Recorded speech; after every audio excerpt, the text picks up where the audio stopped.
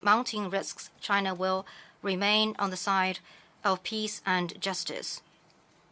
We will actively explore and apply a Chinese approach to addressing hotspot issues and play a constructive role in upholding international peace and security.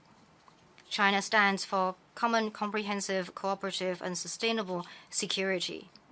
We hold that disputes should be settled through dialogue and consultation, and that common threats should be addressed through international cooperation in the interest of sustaining global peace and common security.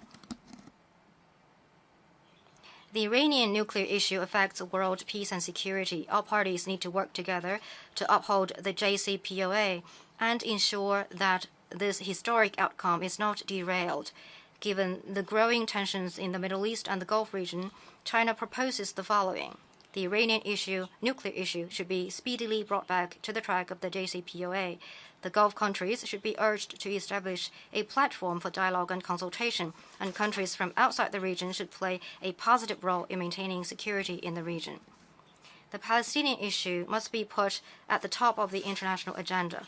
What we lack is not a grand design, but the courage to deliver on the commitments and the conscience to uphold justice.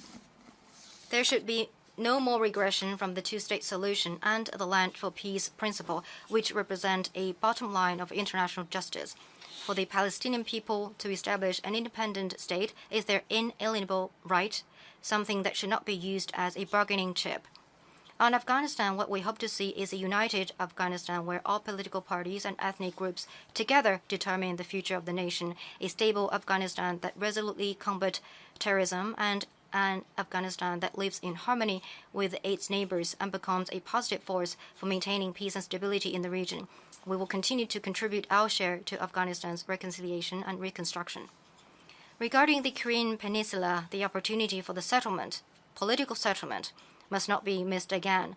The zigzag course over the past 20 years or so shows time and again that the realistic and viable way forward is to promote parallel progress in denuclearization and the establishment of a peace mechanism to accommodate the concerns of all sides and gradually build trust through phased and synchronized actions.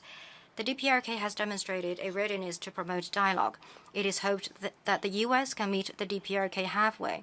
It is necessary for the Security Council to consider, in light of new developments on the peninsula, invoking the rollback terms of the DPRK-related resolutions in order to bolster the political settlement of the peninsula issue. Myanmar and Bangladesh, with the mediation efforts of China, have reached new common understanding on accelerating the work for the return of displaced persons. The momentum created has not come easily. Waiting without acting brings no solution. It will only further deteriorate the humanitarian situation. Only real action will bring hope and create conditions for reaching a final solution toward the Rakhine issue. All the parties involved, including UN agencies, should help move things forward rather than holding back the process. The Kashmir issue, a dispute left from the past, should be peacefully and properly addressed in accordance with the UN Charter, Security Council resolutions, and bilateral agreement. No actions that would unilaterally change the status quo should be taken.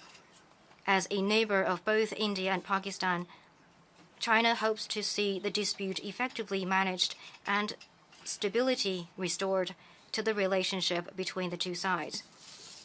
Mr. President, development is the master key to